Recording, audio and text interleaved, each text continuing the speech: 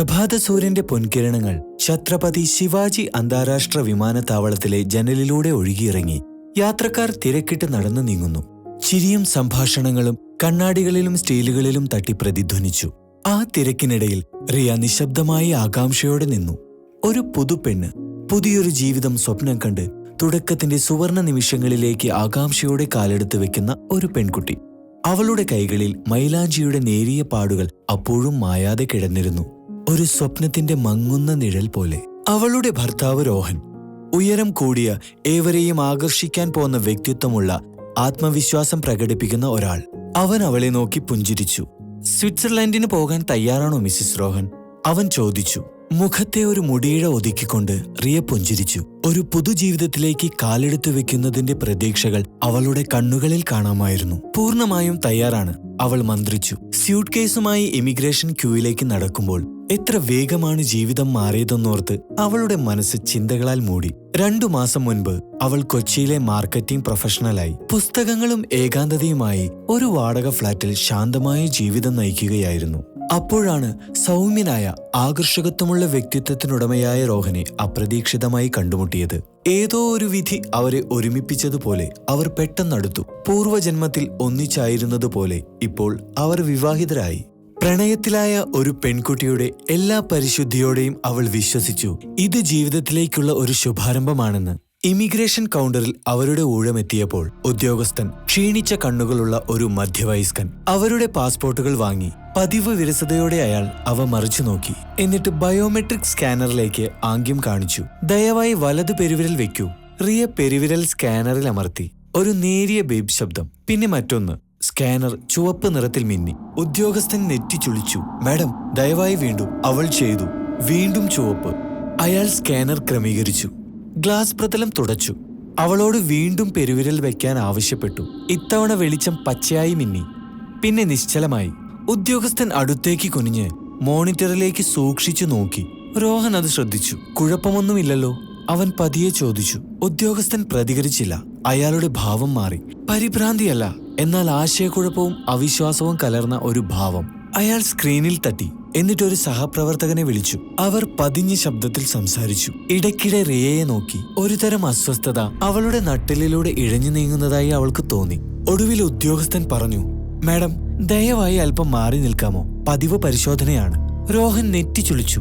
എന്തിനാണ് പതിവ് പരിശോധന? ഞങ്ങൾ എല്ലാ നടപടിക്രമങ്ങളും പൂർത്തിയാക്കിയതല്ലേ സാർ? ഉദ്യോഗസ്ഥൻ മാന്യമായി എന്നാൽ ദൃഢമായും താക്കീതു നൽകി. ദയവായി കാത്തിരിക്കുക, ഞങ്ങൾക്ക് കുറച്ച് മിനിറ്റുകൾ കൂടി വേണം. കൗണ്ടറുകൾക്ക് പിന്നിലുള്ള ഒരു ചെറിയ ഗ്ലാസ് ഭിത്തിയുള്ള ഓഫീസിലേക്ക് അവരെ കൊണ്ടുപോയി.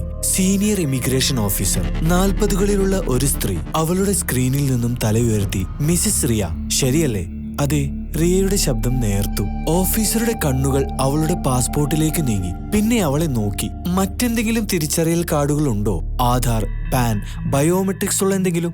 റിയ അവളുടെ ആധാർ കാർഡ് കൈമാറി. ആ സ്ത്രീ സ്കാൻ ചെയ്തു. കുറച്ച് വരികൾ ടൈപ്പ് ചെയ്തു. എന്നിട്ട് സാവധാനം പിന്നോട്ട് ചാഞ്ഞു. രസകരം, അവൾ മന്ത്രിച്ചു. രോഹന്റെ ക്ഷമ നശിച്ചു. എന്താണിവിടെ നടക്കുന്നത്? ഓഫീസർ ഒരു ദീർഘനിശ്വാസമെടുത്തു. വാക്കുകൾ ശ്രദ്ധാപൂർവം തിരഞ്ഞെടുത്തു. മിസ്സിസ് റിയ, നിങ്ങൾ ഇപ്പോൾ നൽകിയ വിരലടയാളം ഞങ്ങളുടെ ദേശീയ റെക്കോർഡ് ഡാറ്റാബേസിലെ മറ്റൊരു വ്യക്തിയുമായി യോജിക്കുന്നുണ്ട്. ഒരു മരിച്ച വ്യക്തിയുടെ. റിയ കണ്ണു ചിമ്മി. അത് സാധ്യമല്ല. ആ സ്ത്രീ അവളുടെ മോണിറ്റർ അല്പം തിരിച്ചുവച്ചു. പേര് സയ.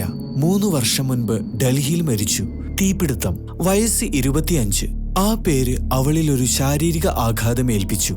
ഒരേ സമയം പരിചിതവും വിചിത്രവുമായ ഒന്ന്. പൂർവ്വജന്മത്തിൽ എപ്പോഴോ മനപാഠമാക്കിയ ഒരു പാട്ട് ഓർമ്മിക്കുന്നത് പോലെ. സയ, അവൾ ആവർത്തിച്ചു. അവളുടെ ഹൃദയമിടിപ്പ് കൂടി. എനിക്കൊരു സയയെയും അറിയില്ല. രോഹൻ അത് ചിരിച്ചുകൊണ്ട് തള്ളിക്കളയാൻ ശ്രമിച്ചു. ഇതൊരു സിസ്റ്റം തകരാറാണ്, ഒരുപക്ഷെ ഒരു ഡ്യൂപ്ലിക്കേഷൻ പിശക്. എന്നാൽ ഓഫീസറുടെ സ്വരം ഗൗരവമുള്ളതായിരുന്നു. ഇതൊരു തകരാറല്ല, ബയോമെട്രിക് മാച്ച് കൃത്യമാണ്, 100%. മുറിയിൽ നിശബ്ദത തളം കെട്ടി നിന്നു. ഗ്ലാസ് ഭിത്തികൾക്ക് പുറത്ത് വിമാനത്താവളം പതിവ് പോലെ തിരക്കുള്ളതായിരുന്നു. ചിരി, കാൽപെരുമാറ്റം, സ്യൂട്ട് കേസുകളുടെ ശബ്ദം. അകത്ത് നിശബ്ദത തളം കെട്ടി നിന്നു. 1 മണിക്കൂറോളം ചോദ്യം ചെയ്യലിനും പരിശോധനയ്ക്കും ശേഷം അവർക്കൊടുവിൽ പോകാൻ അനുവാദം ലഭിച്ചു. ഞങ്ങൾ ഇത് അന്വേഷിക്കും, ഓഫീസർ പറഞ്ഞു. ഇപ്പോൾ നിങ്ങൾക്ക് പോകാം. എന്നാൽ ഈ അപാകത പരിഹരിക്കുന്നതുവരെ രാജ്യത്ത് തുടരണം. അവരുടെ ഹണിമൂൺ ഔദ്യോഗികമായി റദ്ദാക്കി. കാറിൽ വീട്ടിലേക്ക് മടങ്ങുമ്പോൾ രോഹൻ കമ്പ്യൂട്ടറുകളുടെ കഴിവില്ലായ്മയെക്കുറിച്ച് രോഷാകുലനായി. എന്നാൽ റിയ നിശ്ചലമായിരുന്നു. അവളുടെ ചിന്തകൾ കറങ്ങിത്തിരിഞ്ഞു. ആ പേര് അവളുടെ മനസ്സിൽ നിന്നും മാഞ്ഞില്ല. സയ. ആ അക്ഷരങ്ങൾ അസ്വസ്ഥജനകമാംവിധം അവളുടെ മനസ്സിൽ പതിഞ്ഞു. അവൾ ഒരു കാലത്ത് ഹൃദയത്തിൽ സൂക്ഷിച്ചിരുന്ന ഒരു പാട്ട് ഓർമ്മിക്കുന്നത് പോലെ. അന്ന് രാത്രി അവൾക്ക് ഉറങ്ങാൻ കഴിഞ്ഞില്ല. സീലിംഗ് ഫാനിന്റെ ശബ്ദം ഒരു മന്ത്രണം പോലെയായി. ദൂരെ എവിടെയോ അവൾ ഒരു ശബ്ദം കേട്ടെന്ന് തോന്നി. നേരിയ വിറയലോടെയുള്ള ഒരു സ്ത്രീ ശബ്ദം. നീ എന്നെ കണ്ടെത്തി. അവൾ ഞെട്ടിയുണർന്നു. മുറിയിൽ ആരുമില്ലായിരുന്നു. അടുത്ത ദിവസം അവൾ വ്യക്തത ആവശ്യപ്പെടാനായി ഇമിഗ്രേഷൻ ഓഫീസിലേക്ക് പോയി. ഓഫീസർ വ്യക്തമായും അസ്വസ്ഥനായിരുന്നു. പതിയെ പറഞ്ഞു, ഞങ്ങൾ 2 തവണ പരിശോധിച്ചു. ഇത് തെറ്റായി സംഭവിച്ചതല്ല മിസ്സിസ് റോഹൻ. നിങ്ങളുടെ വിരലടയാളം 3 വർഷം മുമ്പ് 2022 മാർച്ചിൽ ഡൽഹിയിലുണ്ടായ തീപിടുത്തത്തിൽ മരിച്ചതായി രേഖപ്പെടുത്തിയ സയ എന്ന സ്ത്രീയുടെ വിരലടയാളവുമായി 100% സാമ്യമുണ്ട്. റിയയുടെ ശബ്ദം വിറച്ചു. പക്ഷെ എന്റെ വിരലടയാളം എങ്ങനെ അവരുടേതാകും? ആ സ്ത്രീ അത് വിശദീകരിക്കാൻ മടിച്ചു. പക്ഷേ ഞാൻ നിങ്ങളുടെ സ്ഥാനത്തായിരുന്നെങ്കിൽ ഡൽഹിയിലെ അധികാരികളുമായി സംസാരിക്കും. ഇത് തികച്ചും അസാധാരണമാണ്. അന്ന് വൈകുന്നേരം റോഹൻ ഈ വിഷയം അസംബന്ധമായി തള്ളിക്കളഞ്ഞു. റിയ, ഈ ഡാറ്റാബേസുകൾ എപ്പോഴും കുഴപ്പത്തിലാക്കാറുണ്ട്. നീ അമിതമായി ചിന്തിക്കുകയാണ്. ഇത് ശരിയാകുന്നതുവരെ നമുക്ക് കാത്തിരിക്കാം. എന്നാൽ അവൾക്ക് വിശ്രമിക്കാൻ കഴിഞ്ഞില്ല. അന്ന് രാത്രി അവൾ കണ്ണാടിയിൽ നോക്കിയപ്പോൾ അവളുടെ പ്രതിബിംബം അവൾ ചെയ്തതിനേക്കാൾ ഒരു നിമിഷം വൈകി കണ്ണു ചിമ്മി. 3 രാത്രികൾക്ക് ശേഷം റിയ ഒരു പേടി സ്വപ്നത്തിൽ നിന്ന് ഉണർന്നു. ശ്വാസകോശത്തിൽ പുകയുടെ മണം, തീ കത്തുന്ന ശബ്ദം, സ്വന്തമെന്ന് തോന്നിക്കുന്ന ഒരു നിലവിളിയുടെ പ്രതിധ്വനി. അവൾ കിതച്ചുകൊണ്ട് സ്വീകരണ മുറിയിലേക്ക് കാലിടറി വീണു. നേരിയ വെളിച്ചത്തിൽ തന്റെ വലത് കൈയിൽ മായാതെ കിടക്കുന്ന ഒരു കരിയുടെ പാട് കണ്ടു. അവൾ അത് മെല്ലെ തുടച്ചു നീക്കി. എന്നിട്ട് ഇരുട്ടിലേക്ക് നോക്കി ചോദിച്ചു, ആരാണ് നീ? സയ. പുറത്ത് വലിയൊരു ഇടിമിന്നൽ അതിനുത്തരമെന്നോണം മുഴങ്ങി. അടുത്ത ദിവസം രാവിലെ മഴ പെയ്തു.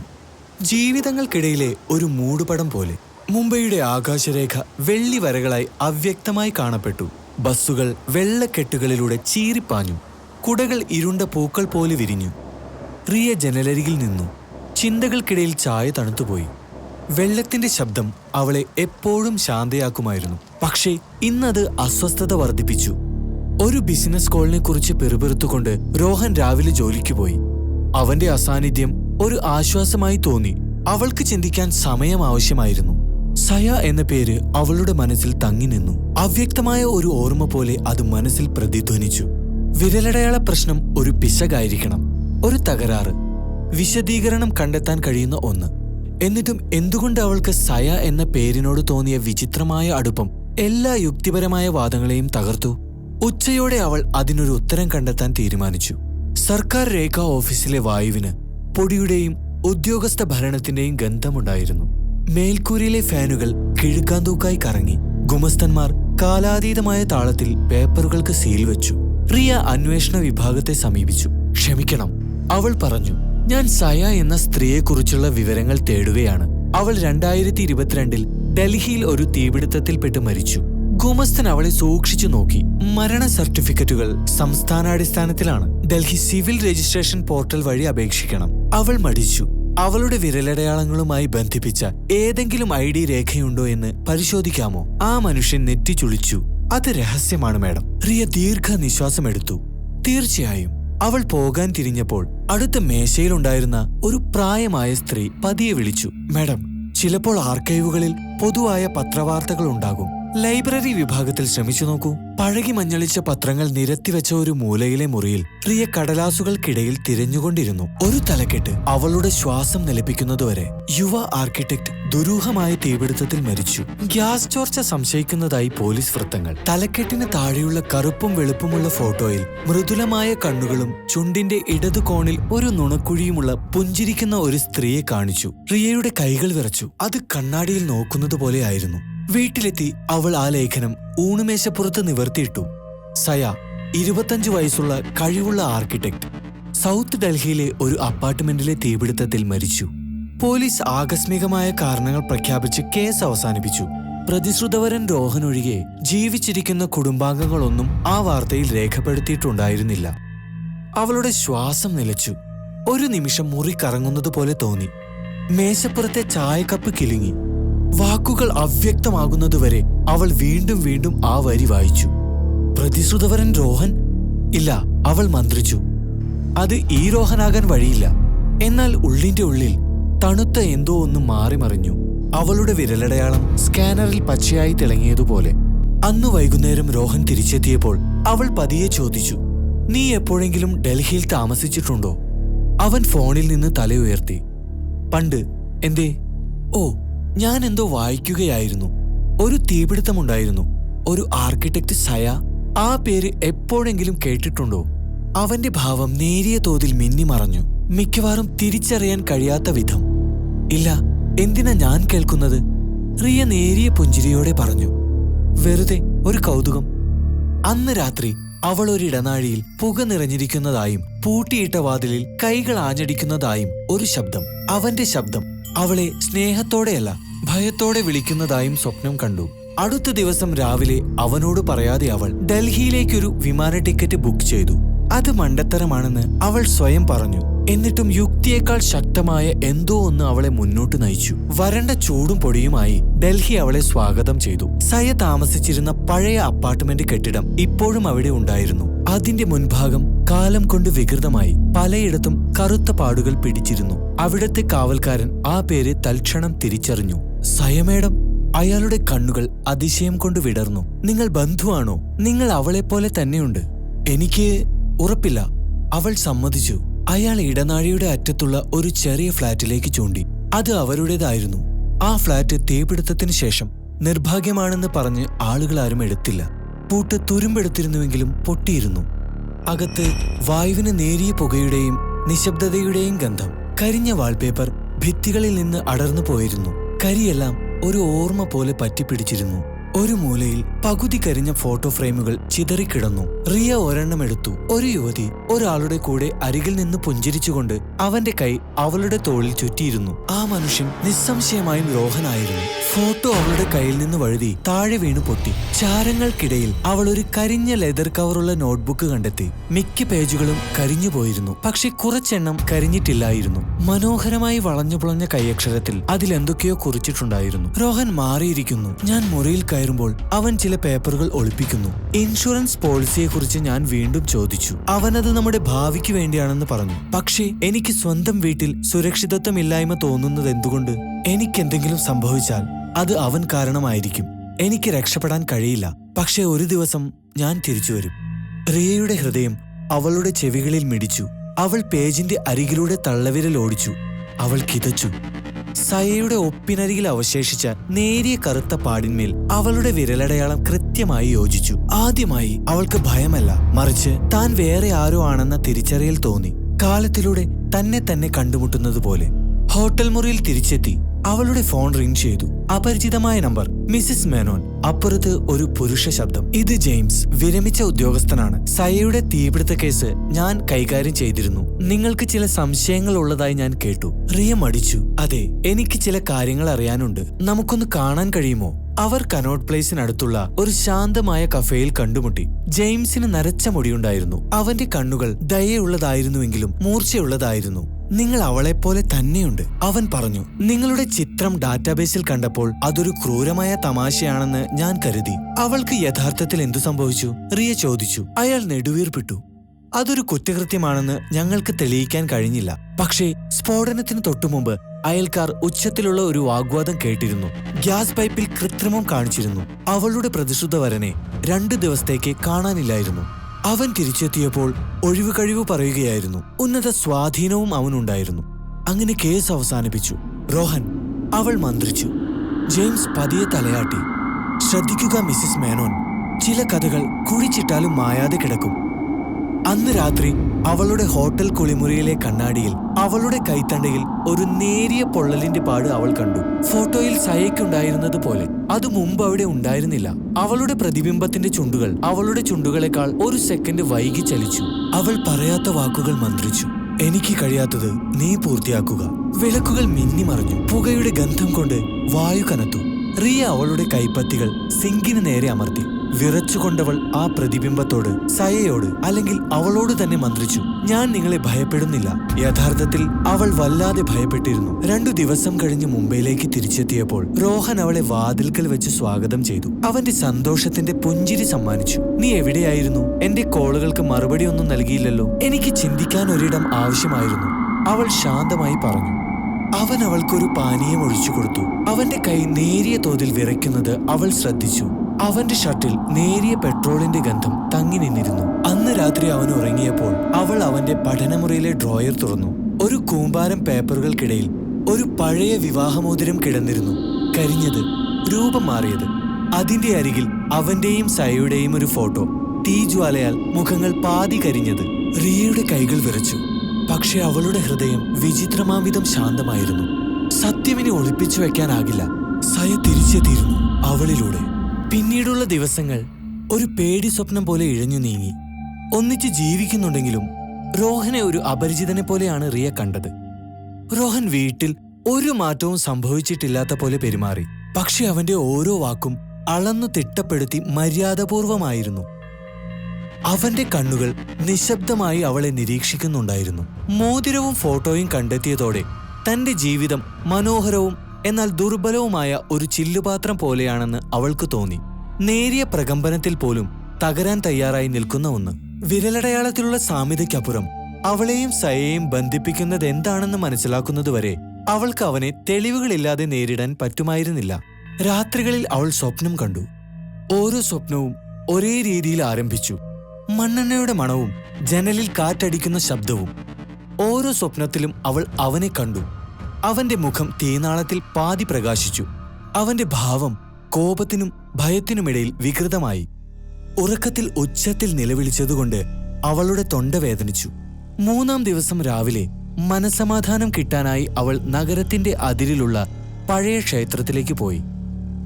അവിടുത്തെ പുരോഹിതൻ അന്ധനായിരുന്നു. അവന്റെ ശബ്ദം മങ്ങുന്ന സംഗീതം പോലെ മൃദുലമായിരുന്നു. മോളെ, അവൾ തന്റെ ആശയക്കുഴപ്പം വിശദീകരിച്ചപ്പോൾ അദ്ദേഹം പറഞ്ഞു, ചിലപ്പോൾ ആത്മാക്കൾക്ക് നീതി ലഭിക്കുന്നതുവരെ വിശ്രമിക്കില്ല. ഈ സ്ത്രീ തീപിടുത്തത്തിൽ മരിച്ചുവെന്ന് നീ പറയുന്നു. ഒരുപക്ഷെ നീ അവളുടെ പൂർത്തിയാകാത്ത ശ്വാസമായതുകൊണ്ട് അവൾ നിന്നിൽ ഒട്ടി നിൽക്കുന്നുണ്ടാവാം. പക്ഷേ എനിക്കെങ്ങനെ അവളാകാൻ കഴിയും? റിയ ചോദിച്ചു. ഒരുപക്ഷെ അവളായിട്ടല്ല, അവൻ മന്ത്രിച്ചു. പക്ഷേ അവളുടെ പ്രതിധ്വനി. അന്ന് രാത്രി വീട്ടിൽ തിരിച്ചെത്തി അവൾ വീണ്ടും സയയുടെ ഡയറി തുറന്നു. അവൾ ഒരു പേജ് വിട്ടുപോയിരുന്നു. കരിഞ്ഞ കവറിനടിയിൽ മിക്കവാറും അദൃശ്യമായിരുന്നു അത്. അതിലൊരു വരി മാത്രം. അവൻ എല്ലാം അവന്റെ പേരിൽ മാറ്റുകയാണ്. ഞാൻ രേഖകൾ പിയാനോയ്ക്കുള്ളിൽ ഒളിപ്പിച്ചിട്ടുണ്ട്. റിയയുടെ ഹൃദയം പിടച്ചു. റോഹന് പിയാനോ ഇല്ലായിരുന്നു. പക്ഷെ അവരുടെ സ്റ്റോറേജ് റൂമിൽ ഒരു ഷീറ്റ് കൊണ്ട് മൂടിയിട്ടിരുന്ന പഴയ ഉയരം കൂടിയ പിയാനോ അവൾ ഓർത്തു. അത് ഡൽഹിയിൽ നിന്നുള്ള ഒരു പുരാവസ്തുവാണ് എന്ന് അവൻ അവളോട് പറഞ്ഞിരുന്നു. കൈകൾ വിറച്ചുകൊണ്ട് അവൾ അതിന്റെ മൂടി ഉയർത്തി. കീബോർഡിന്റെ താഴത്തെ ഭാഗത്ത് കരി പുരണ്ട പ്ലാസ്റ്റിക്കിൽ പൊതിഞ്ഞ ഒരു കെട്ട് കിടന്നിരുന്നു. ഇൻഷുറൻസ് ഫോമുകൾ, പ്രോപ്പർട്ടി കൈമാറ്റങ്ങൾ, ഒരു മരണ സർട്ടിഫിക്കറ്റ്, എല്ലാം സയയുടെ പേരിൽ. നേരിയതെങ്കിലും വ്യാജ ഒപ്പുകൾക്കിടയിൽ അവളുടെ സ്വന്തം പെരുവിരലടയാളം അതിൽ വ്യക്തമായി കാണാമായിരുന്നു. അവൾ ആ പേപ്പറുകൾ പൊള്ളുന്നത് പോലെ താഴെയിട്ടു. അന്ന് വൈകുന്നേരം അവൾ പതിവ് പോലെ അത്താഴം പാചകം ചെയ്തു.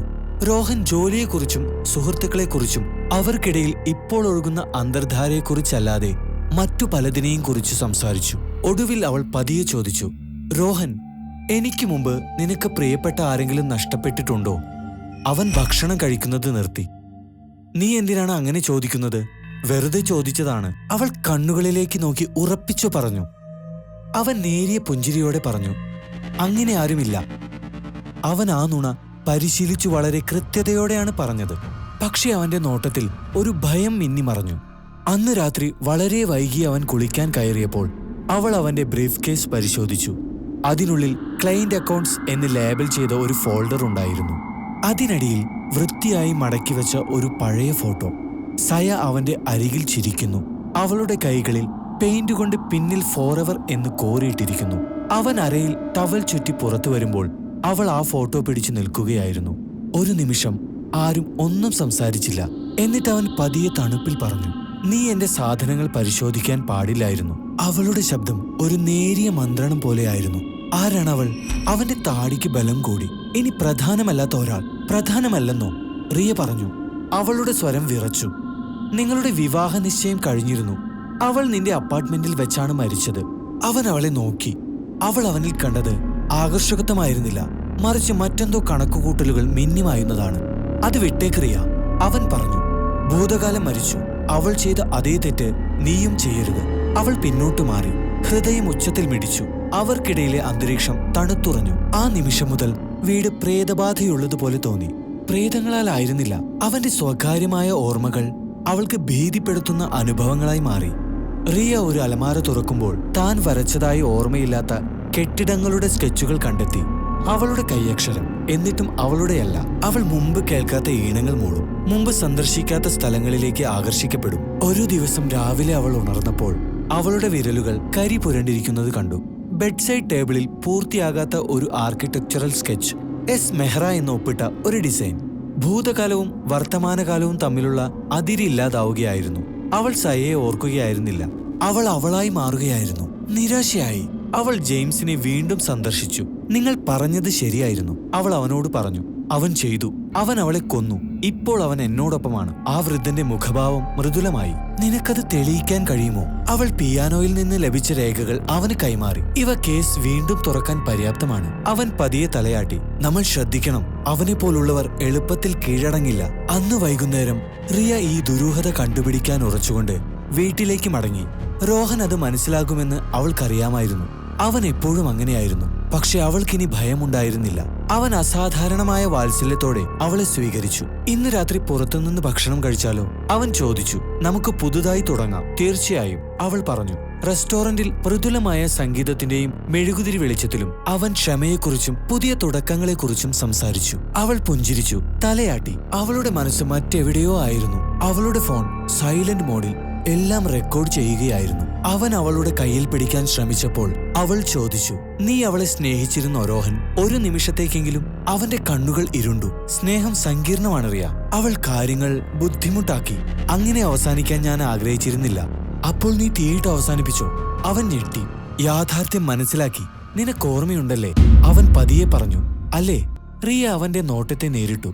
ആ നിമിഷം അവളുടെ ശബ്ദം അവളുടേതായിരുന്നില്ല. അത് പല സ്വരങ്ങളുള്ളതായിരുന്നു. 2 സ്വരങ്ങൾ ഒന്നായി ലയിച്ചു. ഞാൻ ഒരിക്കലും മറന്നിട്ടില്ല, അവൾ പറഞ്ഞു. നീ എന്നെ പൂർണ്ണമായി കൊല്ലുന്നതിൽ പരാജയപ്പെട്ടു.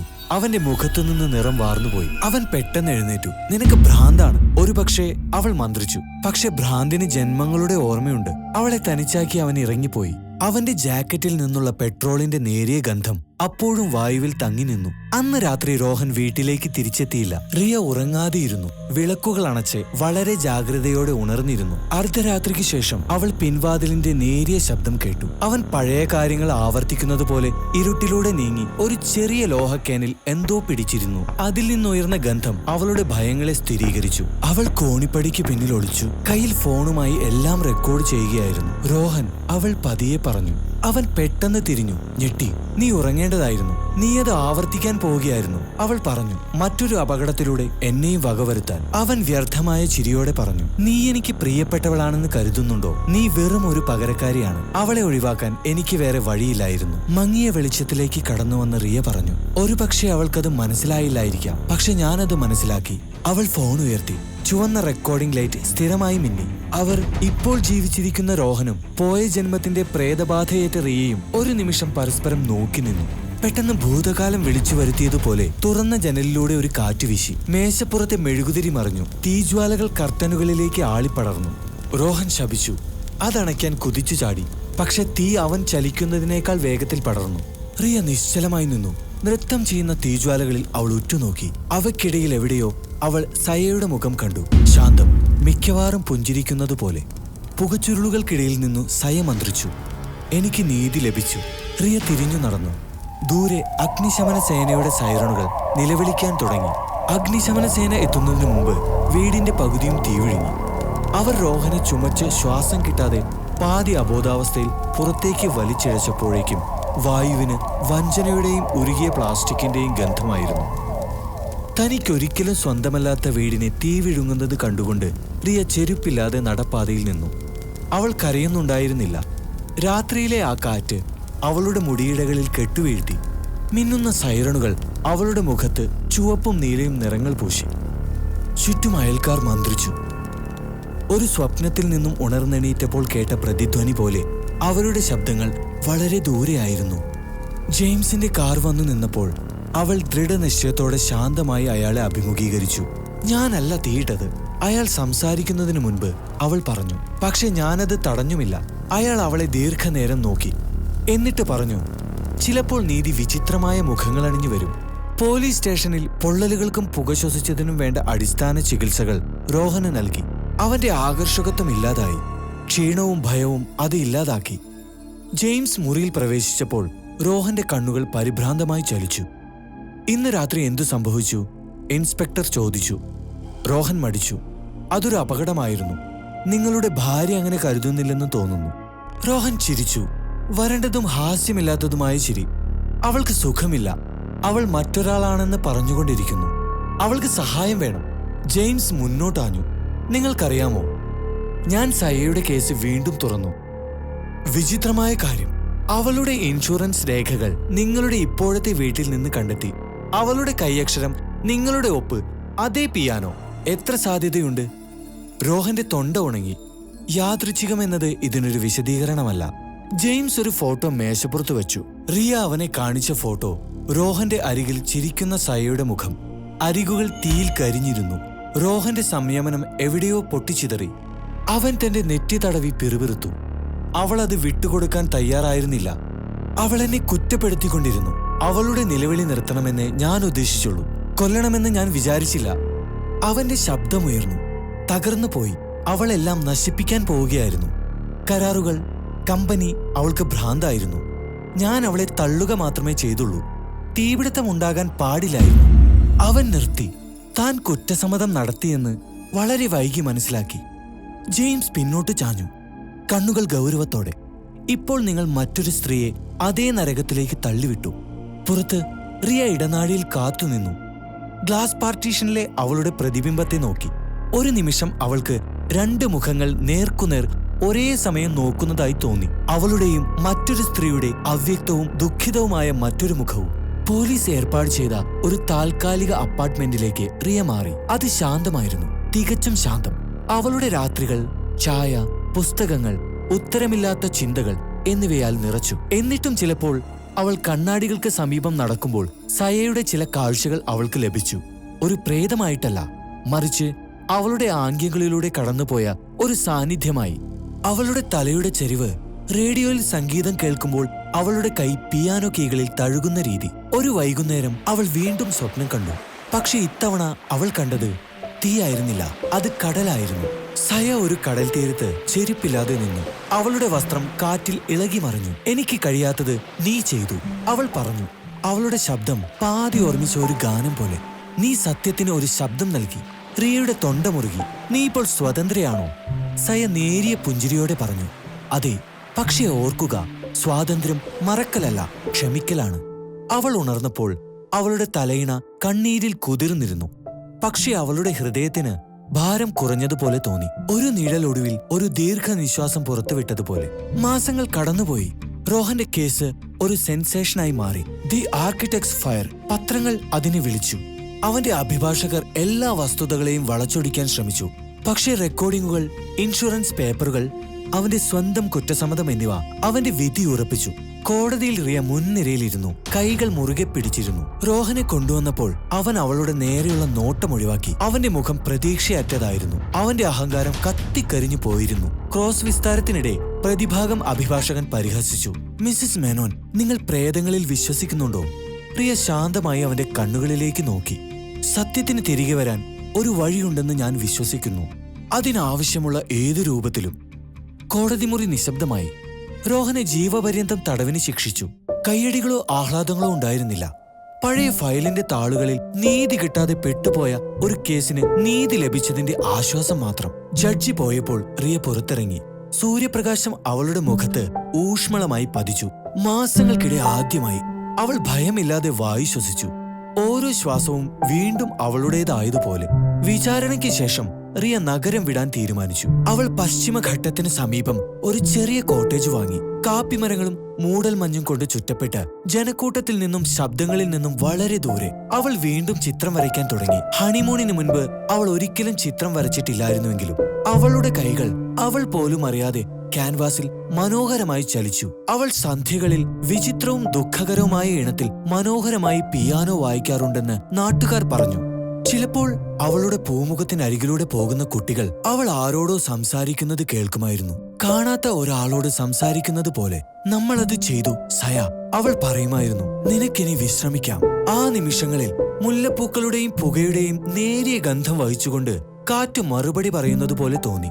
ഒരു വൈകുന്നേരം മൺസൂൺ മഴ കനത്തു പെയ്യുമ്പോൾ കൊറിയർ വഴി ഒരു കത്തെത്തി. അത് ജെയിംസിൽ നിന്നായിരുന്നു. അവന്റെ ശ്രദ്ധാപൂർവമായ കൈയക്ഷരത്തിൽ എഴുതിയത്: റിയ, ചില കേസുകൾ നമ്മോടൊപ്പം നിലനിൽക്കും. പക്ഷെ നിങ്ങളുടേത് എന്നെ ഓർമ്മപ്പെടുത്തുന്നത് എന്തെന്നാൽ നിയമത്തിന് വിശദീകരിക്കാൻ കഴിയാത്ത സമയങ്ങളിൽ ലോകം സ്വയം സന്തുലനം ചെയ്യുന്നു. മനസ്സ് മറന്നാലും ചിലത് ആത്മാവ് ഓർമ്മിക്കും. സത്യം ഒരിക്കലും മരിക്കുന്നില്ല. അത് അതിന്റെ പേര് മാറ്റുക മാത്രമേ ചെയ്യുന്നുള്ളൂ എന്ന അറിവിൽ സമാധാനം കണ്ടെത്തുക. ജെയിംസ്. അവൾ കത്തുമടക്കി സയയുടെ പഴയ ഡയറിക്കുള്ളിൽ വെച്ചു. ഇപ്പോൾ അത് അവളുടെ എഴുത്തുമേശപ്പുറത്തിരുന്നു. എന്നിട്ട് അവൾ പുറത്തിറങ്ങി. മഴ അവളുടെ മുടി നനച്ചു. അവളുടെ മുഖം കൊടുങ്കാറ്റിന് നേരെ തിരിച്ചു. ഇടിമിന്നൽ കുന്നുകളിലുടനീളം മുഴങ്ങി. ഉച്ചത്തിൽ ജീവനുള്ളതുപോലെ എല്ലാം ശുദ്ധീകരിക്കുന്നതായി. ദൂരെ മഴയിലൂടെ പിയാനോയുടെ ഈണങ്ങൾ ഒഴുകി നീങ്ങുന്നത് അവൾ കേട്ടെന്ന് തോന്നി. അന്ന് രാത്രി റിയ ഒരിക്കൽ കൂടി കണ്ണാടിക്ക് മുന്നിൽ നിന്നു. പ്രതിബിംബം നോക്കി. ഇപ്പോൾ താൻ മാത്രമേ ഉള്ളൂ. ഇനി തനിക്ക് രണ്ട് മുഖങ്ങളില്ല. ഞാൻ, പൂർണ്ണമായും ഞാൻ മാത്രം. ഞാൻ നിനക്ക് ക്ഷമ നൽകുന്നു. അവൾ മന്ത്രിച്ചു. രോഹനോടായിരുന്നില്ല, ലോകത്തോടായിരുന്നില്ല, മറിച്ച് അവളോട് തന്നെ. നേർത്ത തണുത്ത കാറ്റടിച്ചു. സയയുടെ മങ്ങിയ രൂപം കണ്ണാടിക്കുള്ളിൽ നിന്ന് പുഞ്ചിരിച്ചു. സൂര്യപ്രകാശത്തിൽ മൂടൽ മഞ്ഞ് പോലെ സാവധാനം മങ്ങി. റിയ തിരികെ പുഞ്ചിരിച്ചു. ഒരവസാന പ്രാർത്ഥന മന്ത്രിച്ചു. എന്നിട്ട് തിരിഞ്ഞു നടന്നു. പ്രഭാതം പൊട്ടിവിടരുന്ന പൂമുഖത്തേക്ക്. വിചാരണയ്ക്ക് ശേഷമുള്ള ആദ്യത്തെ മഞ്ഞുകാലം പതിയെ എത്തി. കുന്നുകളെ മൂടൽ മഞ്ഞിലും നിശബ്ദതയിലും പൊതിഞ്ഞു. നഗരത്തിലെ ശബ്ദകോലാഹലങ്ങളെ റിയ മറന്നു തുടങ്ങിയിരുന്നു. ചിത്രരചനയും ചൂടുള്ള ചായ ആസ്വദിച്ചുകൊണ്ട് മഞ്ഞ് നനഞ്ഞ പുൽമേട്ടിലൂടെയുള്ള സായാഹ്ന നടത്തവുമൊക്കെ മനസ്സിനേറ്റ ആഘാതത്തിന് അയവ് വരുത്തിക്കൊണ്ട് ദിവസങ്ങൾ കടന്നുപോയി. മൃദുലമായ മണ്ണിന്റെ നിറമുള്ള അവളുടെ ചെറിയ കോട്ടേജ് ഒരു കുന്നിൻ ചെരുവിലായിരുന്നു. അവിടെ നിന്ന് നോക്കിയാൽ കാപ്പിക്കുരുക്കൾ പൂത്തുനിൽക്കുന്ന താഴ്വരയിലെ കാഴ്ച കാണാമായിരുന്നു. ഓരോ രാവിലെയും ഇലകളുടെ മർമരവും ദൂരെ നിന്ന് കുയിലുകളുടെ വിളി കേട്ടുമാണ് അവൾ ഉണർന്നിരുന്നത്. അതൊരു ലളിതമായ ജീവിതമായിരുന്നു. അവൾ സ്വയം തിരഞ്ഞെടുത്ത അവളുടെ ജീവിതം. ഈ ഒരു ജീവിതശൈലി അവൾ വളരെ ഇഷ്ടപ്പെട്ടു. ഒരു ഉച്ചയ്ക്ക് അവളുടെ വീടിന് പുറത്തുള്ള ഇടുങ്ങിയ മൺപാതയിലൂടെ ഒരു കാർ വന്നു. രണ്ട് പുരുഷന്മാർ പുറത്തിറങ്ങി. ഒരാളെ അവൾ തൽക്ഷണം തിരിച്ചറിഞ്ഞു. ജെയിംസ്. അല്പം പ്രായം കൂടിയെങ്കിലും ദയയുള്ള അതേ കണ്ണുകൾ. അവൾ അത്ഭുതത്തോടെയും ഊഷ്മളതയോടെയും അഭിവാദ്യം ചെയ്തു. നിങ്ങൾ എന്നെ കണ്ടെത്തി. അയാൾ പുഞ്ചിരിച്ചു. നീ യാത്ര പറയാതെ പോയി. ഞാൻ നിന്നെ സന്ദർശിക്കാൻ കടപ്പെട്ടിരിക്കുന്നു. അയാളുടെ അരികിലുള്ള ചെറുപ്പക്കാരൻ ഒരു ചെറിയ ലോഹപ്പെട്ടി എടുത്തിരുന്നു. ജെയിംസ് അതിലേക്ക് ആംഗ്യം കാണിച്ചു. രോഹന്റെ കമ്പനി പിരിച്ചുവിട്ടപ്പോൾ ഞങ്ങൾ ഇത് കണ്ടെടുത്തു. സയയുടേതായിരുന്നു. ഇത് നിനക്ക് നൽകണമെന്ന് തോന്നി. അവൾ ആ പെട്ടി പതിയെ എടുത്തു. അതിന്റെ തണുപ്പ് അവളുടെ വിരലുകളിലേക്ക് അരിച്ചിറങ്ങി. അവർ പോയ ശേഷം അവൾ ജനലരികിലിരുന്ന് അത് തുറന്നു. ഉള്ളിൽ കരിഞ്ഞ ശകലങ്ങളായിരുന്നു. ഒരു ലോക്കറ്റ്, ഒരു കത്തിന്റെ പകുതി, അരികുകൾ കരിഞ്ഞ സംഗീതം കുറിച്ചുവെച്ച ഒരു പേപ്പർ. കത്തിന്റെ അവശേഷിച്ച വാക്കുകൾ ഇങ്ങനെ വായിച്ചു: എനിക്കെന്തെങ്കിലും സംഭവിച്ചാൽ സത്യം കാലത്തിലൂടെ അതിന്റെ വഴി കണ്ടെത്തും. ചില കഥകൾ അവസാനിക്കുന്നില്ല, അവ വീണ്ടും ആരംഭിക്കുക മാത്രമാണ് ചെയ്യുന്നത്. റിയ വിറയ്ക്കുന്ന വിരലുകൾ കൊണ്ട് വാക്കുകളിലൂടെ ഓടിച്ചു. അവളുടെ ചുറ്റുമുള്ള വായുവിന് ഏതോ ഒരു ഊർജം ലഭിച്ചതുപോലെ തോന്നി. തിരിച്ചറിവ് കൊണ്ട് അത് മുഴങ്ങുന്നുണ്ടായിരുന്നു. അത് ഭയമായിരുന്നില്ല, അത് ഓർമ്മയായിരുന്നു. അന്ന് രാത്രി അവൾ തന്റെ പഴയ കീബോർഡ് പൂമുഖത്തേക്ക് കൊണ്ടുവന്നു. ദൂരെ താഴ്വരയിലുള്ള വീടുകളുടെ മേൽക്കൂരയിലൂടെ ഒലിച്ചിറങ്ങുന്ന മഴത്തുള്ളികൾ നേരിയ വെളിച്ചത്തിൽ തിളക്കത്തോടെ കാണപ്പെട്ടു. അവൾ സ്വപ്നങ്ങളിൽ പലപ്പോഴും കേട്ടിരുന്ന ഈണം വായിക്കാൻ തുടങ്ങി. തീപിടുത്തത്തിന് മുമ്പ് സയ മൂളിയിരുന്ന ആ മെലഡി. ഓരോ നോട്ടും സമയത്തെയും ഓർമ്മയെയും ഒരുമിച്ച് നെയ്തെടുക്കുന്നത് പോലെ തോന്നി. ഇരുട്ടിൽ നിന്ന് പ്രകാശരശ്മികൾ പുറപ്പെടുന്നത് പോലെ. ഒരു നിമിഷം അവളുടെ കൈകൾ അവൾക്ക് നിയന്ത്രിക്കാൻ കഴിയാത്ത രീതികളിൽ ചലിച്ചു. മൃദുലമായി, ഉറപ്പോടെ, അദൃശ്യമായ വിരലുകളാൽ നയിക്കപ്പെടുന്നതുപോലെ. അവൾ നിർത്തിയപ്പോൾ അതിന്റെ തുടർന്നുള്ള നിശബ്ദത പവിത്രമായി തോന്നി. കാറ്റതിന്റെ ഈണം കുന്നുകളിലുടനീളം വഹിച്ചുകൊണ്ടുപോയി. ഒരു പ്രാർത്ഥന പുറപ്പെടുവിച്ചതുപോലെ. ഒരാഴ്ച കഴിഞ്ഞ് അടുത്തുള്ള ഒരു ശിവക്ഷേത്രം സന്ദർശിക്കുമ്പോൾ റിയ ക്ഷേത്രപ്പടികളിലിരുന്ന് തെരുവ് നായകൾക്ക് ഭക്ഷണം കൊടുക്കുന്ന ഒരു വൃദ്ധയെ ശ്രദ്ധിച്ചു. പ്രായമുണ്ടായിരുന്നിട്ടും തീവ്രമായ കണ്ണുകളോടെ ആ സ്ത്രീ തലയുയർത്തി നോക്കി. നിങ്ങൾ ദൂരെ നിന്നാണ് വന്നത് അല്ലേ? അവൾ പെട്ടെന്ന് പറഞ്ഞു. റിയ മാന്യമായി പുഞ്ചിരിച്ചു. അതെ, വെറുതെ സന്ദർശിച്ചതാണ്. ആ സ്ത്രീ തല ചരിച്ചു. ഇല്ല മോളെ, ഞാൻ ഉദ്ദേശിക്കുന്നത് മറ്റൊരു ജീവിതത്തിൽ നിന്നാണ്. റിയ ഞെട്ടി. ആ സ്ത്രീ പതിയെ ചിരിച്ചു. ഭയപ്പെടേണ്ട, ചില ആത്മാക്കൾ മറ്റുള്ളവരെക്കാൾ വേഗത്തിൽ പ്രതിധ്വനികൾ വഹിക്കാൻ കഴിവുള്ളവരായിരിക്കും. നീ നിന്റെ ഭൂതകാലത്തിലുണ്ടായ പ്രശ്നത്തിന് സമാധാനം കണ്ടെത്തിയിരിക്കുന്നു. അത് അപൂർവമാണ്. പക്ഷെ ഓർക്കുക, പുനർജന്മം ഒരു ശിക്ഷയല്ല. അത് പൂർത്തിയാകാത്തത് പൂർത്തിയാക്കാനുള്ള രണ്ടാമത്തെ അവസരമാണ്. ആ സ്ത്രീയുടെ വാക്കുകൾ അവളുടെ മനസ്സിൽ ആഴത്തിൽ പതിഞ്ഞു. അത് അവളെ ഭയപ്പെടുത്തിയില്ല. അവളുടെ ഉദ്യമം ശരിവെക്കുന്നതായിരുന്നു. നിങ്ങൾക്കിതെങ്ങനെ അറിയാം? റിയ മന്ത്രിച്ചു. ആ സ്ത്രീ നേരിയ പുഞ്ചിരിയോടെ പറഞ്ഞു. ഒരേ കണ്ണുകളുള്ള ഒരുപാട് മുഖങ്ങൾ ഞാൻ കണ്ടിട്ടുണ്ട്. എന്നിട്ട് അവൾ എഴുന്നേറ്റു. റിയയുടെ തലയിൽ കൈവച്ചു. എന്നിട്ട് പറഞ്ഞു, ഇനി നിനക്കു വേണ്ടി ജീവിക്കുക, മുൻപുണ്ടായിരുന്നതിനു വേണ്ടിയല്ല. റിയ വീണ്ടും തലയുയർത്തിയപ്പോഴേക്കും ആ സ്ത്രീ പോയിരുന്നു. ഒരു ദിവസം രാവിലെ ഡൽഹി സെൻട്രൽ ജയിലിൽ നിന്നും ഒരു രജിസ്റ്റർ ചെയ്ത കത്തെത്തി. കൈയക്ഷരം വ്യക്തമായും രോഹന്റേതായിരുന്നു.